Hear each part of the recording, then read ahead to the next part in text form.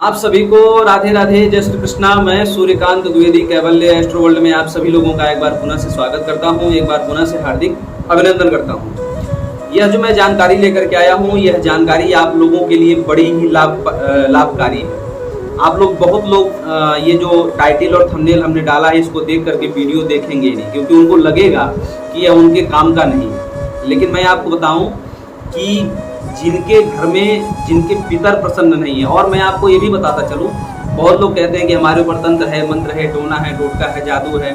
मैं आपको गारंटी से लिख करके दे सकता हूं कि हाँ, चाहे आप जिस भी दरबार में जाएं या आप दरबार जहां भी दरबार लगते हैं वहां दरबारों की अगर वीडियो देखा करें तो उसमें 100 में से 70% आपका पितर दोष निकल के आता है।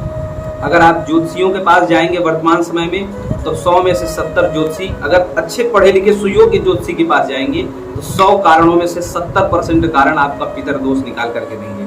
आपका व्यापार नहीं चल रहा है, आपकी नौकरी नहीं लग रही है, आपके घर में बहुत ज़्यादा क्लेश है, झगड़ा है, झंझट है, आपका वंश नहीं बढ़ रहा है, बहुत सारी चीज़ों में आपके बाधाएं आ रही हैं। और बहुत सारे लोग कहते हैं कि हमारा पूजा पाठ करना भी हमारा फल नहीं देता है। उसका कारण ये है कि देवी देवता भी समझते हैं कि जो अपने बाप का सगा नहीं होगा हुआ वो मेरा क्या सगा होगा। तो ये भगवान भी ये समझते हैं इस बात को। बाप का मतलब जो अपने पितरों का सगा नहीं है, जो अपने पितरों को संतुष्ट नहीं कर रहा है, वो जो अपने पितरों की भक्ति नहीं कर रहा है, वो मेरी क्या भक्ति करेगा। ये भगवान भी इस बात को जानते हैं। तो जिसके पितर प्रसन्न नहीं है, जिसके पितर जो है संतुष्ट नहीं है, प्रसन्न नहीं है, खुश नहीं है, पीड़ित हैं, दुखी हैं, वह कहीं से सुखी नहीं रह सकता। मेरे गुरुदेव का वाक्य ये है कि पितर अगर 5% दुखी हैं तो आप 95% दुखी रहेंगे। ठीक, अगर पितर 5% सुखी हैं तो आप 95% सुखी रहेंगे। आई बात समझ में? तो कहने का अभिप्राय ये है कि सबसे प्रथम जो सीढ़ी है आपके सफलता की वो पितरों से ही शुरू होती है। जिसके घर में थोड़ा सा भी पितर दोष अगर होगा, चाहे अच्छा पितर दोष की व्याख्या थोड़ी बड़ी है।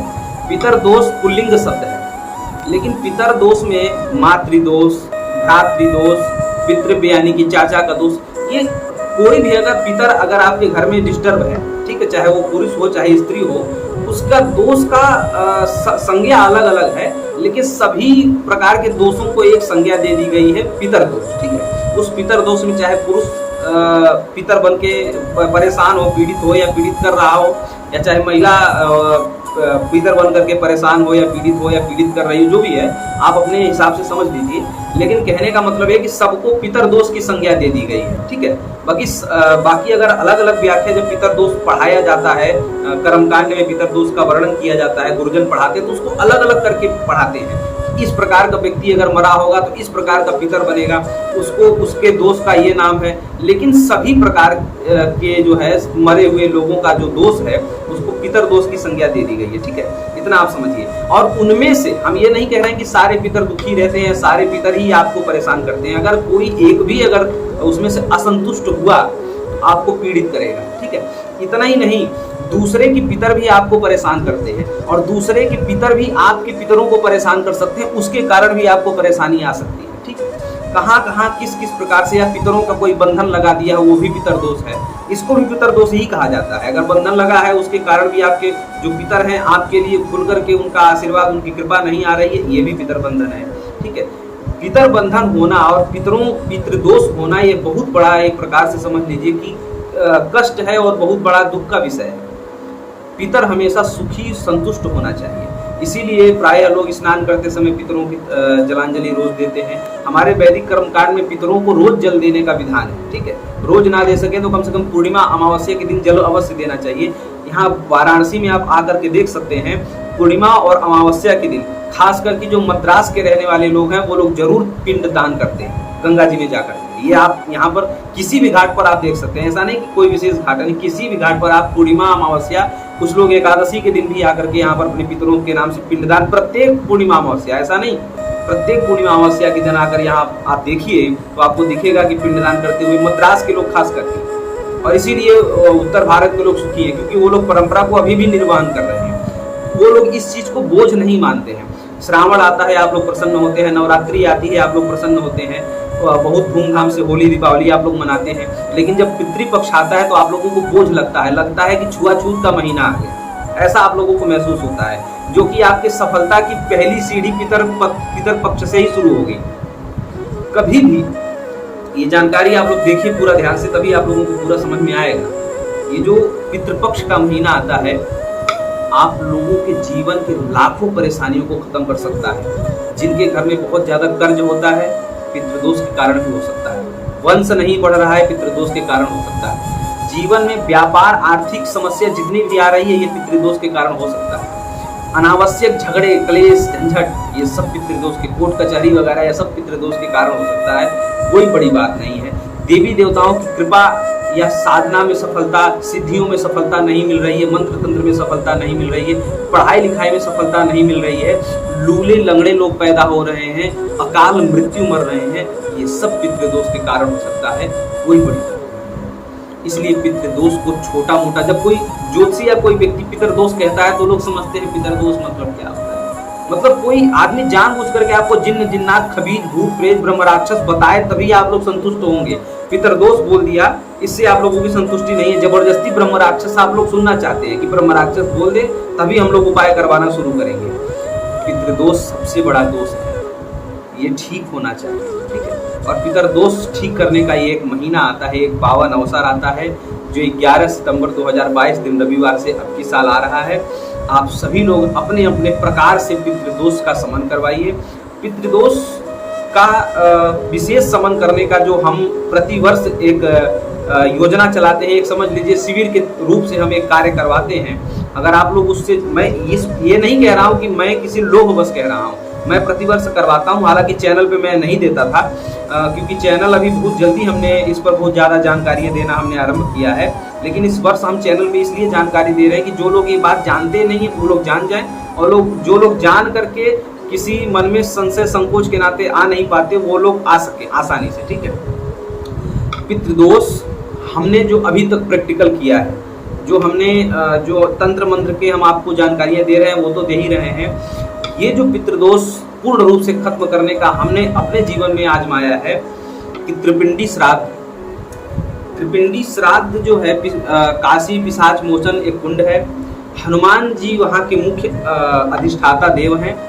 हनुमान जी को एक बार पिशाच बनने का श्राप लग गया था, इसकी पूरी कहानी है। और पिशाच रूप के हनुमान जी की तांत्रिक विद्या में बहुत ज़्यादा उपयोगिता है। तंत्र मंत्र में पिशाच रूप के हनुमान जी की सिद्धि भी होती है और उससे बहुत सारे लाभ लिए जाते हैं, लेकिन मैं उस परिवेश में नहीं चलूँगा। इस कुंड का नाम, एक कुंड है जिसका नाम है पिशाच मोचन कुंड, बनारस में है। इसको आप गूगल यूट्यूब के माध्यम से अच्छे से देख सकते हैं, ठीक है। इस कुंड की महिमा यह है कि हनुमान जी को आशीर्वाद मिला है कि इस कुंड पर जो अपने पितरों के निमित्तक त्रिपिंडी श्राद्ध करवा देगा उसके पितरों को तुम्हें मुक्ति देनी है। और हनुमान जी उनके पितरों को मुक्ति जरूर देते हैं जिसका पिशाच मोचन कुंड पर त्रिपिंडी श्राद्ध जिसके नाम से करवाया जाता है, ठीक है। और मैंने इस त्रिपिंडी श्राद्ध और पिशाच मोचन कुंड पर किए हुए कर्म का मैंने प्रत्यक्ष अनुभव जिसके लिए मैंने करवाया है, उसमें से लगभग मान लीजिए कि अगर मैंने 10 लोगों के लिए करवाया तो 10 लोगों में से 8 लोगों को पितर स्वप्न में आकर के ये बात बताते हैं कि अब हम प्रसन्न हैं। और उस दिन से, जिस दिन से वो लोग ये क्रिया करके गए हैं, उनके जीवन में न जाने कितनी प्रकार की उन्नतियां हो चुकी हैं। हमें बराबर फोन या मैसेज आता है। तो कहने का अभिप्राय ये है कि ये प्रत्यक्ष प्रमाण मैंने देखा है। पिशाच मोचन कुंड का चमत्कार समझ लीजिए, चाहे पिशाच मोचन कुंड पर किए हुए त्रिपिंडी श्राद्ध का चमत्कार समझ लीजिए कि वहाँ की ये विशेष महिमा है। और किसी भी महीने की पूर्णिमा अमावस्या के दिन आकर के त्रिपिंडी श्राद्ध आप करा सकते हैं। लेकिन चूंकि ये पितरपक्ष है, जैसे ये श्रावण आता है भगवान भोलेनाथ का महीना है, नवरात्रि आता है माँ देवी जी का महीना दिन होता है 9 दिन ऐसे ऐसे, तो वैसे ही ये जो पितृ पक्ष है 15 दिन तक ये पितृपक्ष, इसमें होता क्या है कि ये 15 दिन जो है यमराज नरक के द्वार खोल देते हैं कि जो भी आपका जो है वंशज है, आप जाइए, अगर आपको बुलाता है, आवाहित करता है, आपको कुछ भोग वगैरह देता है या आपके मोक्ष के लिए कुछ कर्म कर रहा है तो अवश्य आप उसके मोक्ष भोग को प्राप्त करें। ये यमराज अनुमति देते हैं 15 दिन तक नरक के दरवाजे एकदम खुले रहते हैं पितरों के लिए। लेकिन जिसके पितरों को आवाहित नहीं किया जाता, जिसके पितरों को उनके वंशज लोग बुलाते नहीं है, तो पितर वहाँ नरक लोक से उनको श्राप देते हैं, क्रोधित होते हैं, कुपित होते हैं। ये सब ग्रंथों में लिखा हुआ है, गुरुजनों के मुख से हमने सुना है।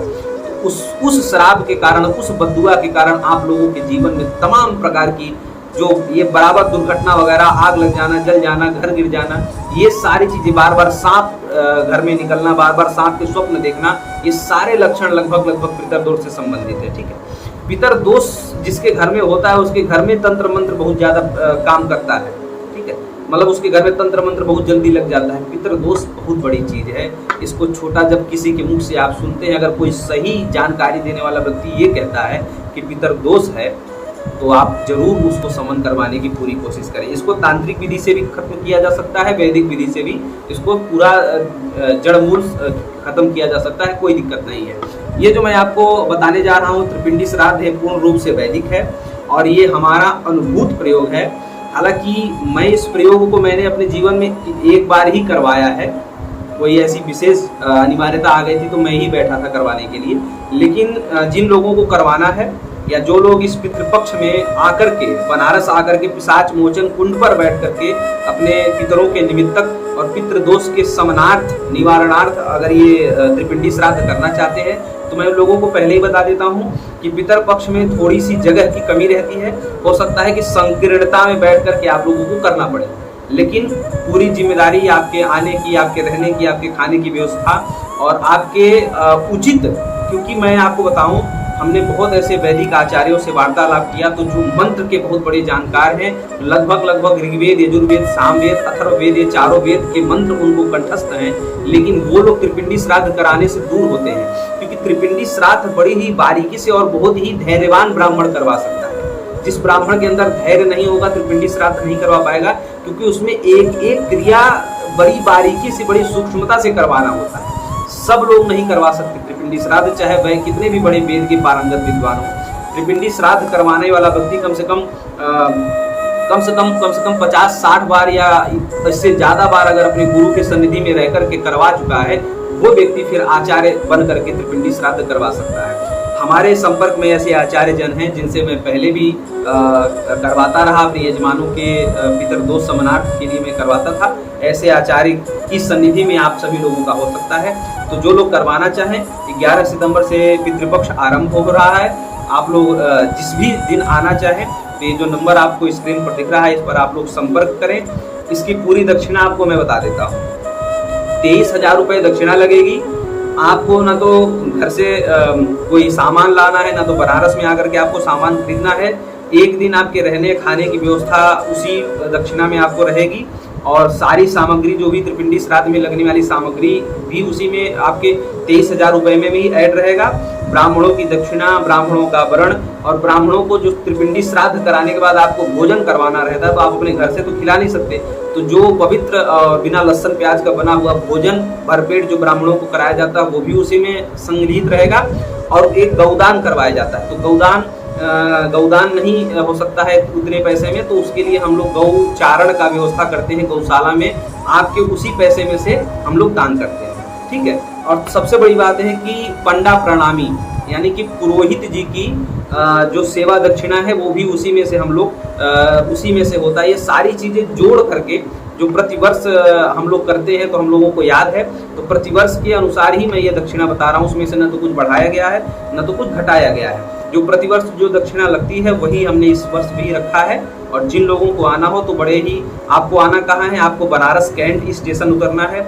वहाँ से आपको 80 घाट के पास मारवाड़ी सेवा संघ करके एक आश्रम है, एक धर्मशाला है, वहाँ पर आपको आना है। और वहाँ पर बिना लहसुन प्याज का भोजन बनता है। जो लोग ब्राह्मण हैं, लहसुन प्याज नहीं खाते, वो लोग भी आएँ, और जो लोग खाते भी हैं लहसुन प्याज वो लोग भी आ सकते हैं। क्योंकि ये मैंने इसलिए ऐसा रखा है क्योंकि श्राद्ध करते समय लहसुन प्याज वगैरह का भोग नहीं ग्रहण करना चाहिए, इसलिए ऐसे पवित्र धर्मशाला में आप लोगों के रहने और खाने की व्यवस्था की गई है। ठीक है, तो जो लोग आना चाहते हैं बनारस आए, काशी पिशाच मोचन कुंड पर आप सभी लोगों की त्रिपिंडी श्राद्ध करवाया जाएगा। और बहुत लोगों का प्रश्न ये होगा कि ये बाल से बहुत लोगों को प्रेम होता है, तो ऐसा लगेगा कि बाल छोड़ कराना पड़ेगा, तो नहीं, हम ये नहीं कहेंगे, आप शेव भी करवा सकते हैं या बाल को ऐसे साइड साइड से थोड़ा थोड़ा कट भी करवा सकते हैं, वही छोर मान लिया जाएगा। ठीक है, ये हो गया। और बहुत लोगों को ये लगेगा कि हमारे घर में कोई पुरुष करने वाला नहीं है, तो बालक से, छोटे छोटे बालकों से भी करवा लें, हमारे आचार्य लोग उसमें सहयोगी बनेंगे। ठीक है, और बहुत लोग ऐसे हैं कि बालक भी नहीं है, तो महिलाएं भी कर सकती हैं। श्राद्ध तर्पण की विधि में महिलाओं को भी अनुमति दिया गया है, अगर कोई न करने वाला हो। ठीक है, तो महिलाएं भी कर सकती हैं, बेटियां भी कर सकती हैं, कोई दिक्कत नहीं है। श्राद्ध की पद्धति वाले जितने भी ग्रंथ हैं, और ये गुरुमुखी वचन है कि कोई भी कर सकता है आपत्ति काल में। नियमतः श्राद्धकर्ता का बड़ा पुत्र, श्राद्धकर्ता का छोटा पुत्र, और इन दोनों के अभाव में, यानी कि ये दोनों विदेश वगैरह गए हों, तो श्राद्धकर्ता का मध्यम पुत्र, श्राद्धकर्ता की बेटी, श्राद्धकर्ता की बेटी का जो बेटा है, यानी कि जो है दौहित्र, वो भी श्राद्ध कर सकता है। श्राद्ध कोई भी कर सकता है। ठीक है, और भी अगर कुछ इसमें छूट रहा हो तो आप लोग हमें मैसेज करके हमें जानकारी ले सकते हैं। दक्षिणा आप लोगों को फिर बता दूं, 23,000 रुपया लगेगा।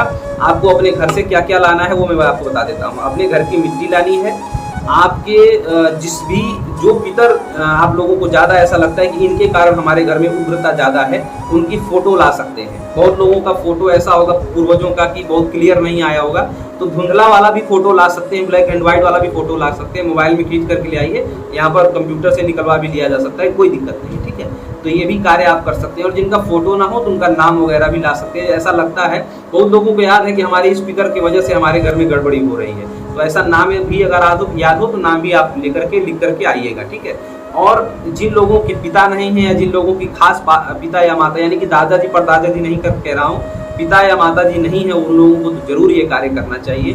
तो जो लोग बनारस पहले आने में असहजता महसूस करते थे, उन लोगों के लिए मैंने ये सहज बना दिया है कि आपको बनारस कैंट उतर के 80 घाट की तरफ आना है। मारवाड़ी सेवा संघ धर्मशाला में आपको रुकना है। हमारे जो आचार्य जन है उसमें से कोई आपको जा करके पूरा गाइड करेंगे, कहाँ किस रूम में आपको रहना है, कैसे रहना है, कहाँ कहाँ कैसे भोजन वगैरह की व्यवस्था है। 1 दिन का रहना और भोजन निःशुल्क आपको रहेगा उसी दक्षिणा के अंतर्गत। ठीक है, तो सारी जानकारी मैंने आपको बता दी।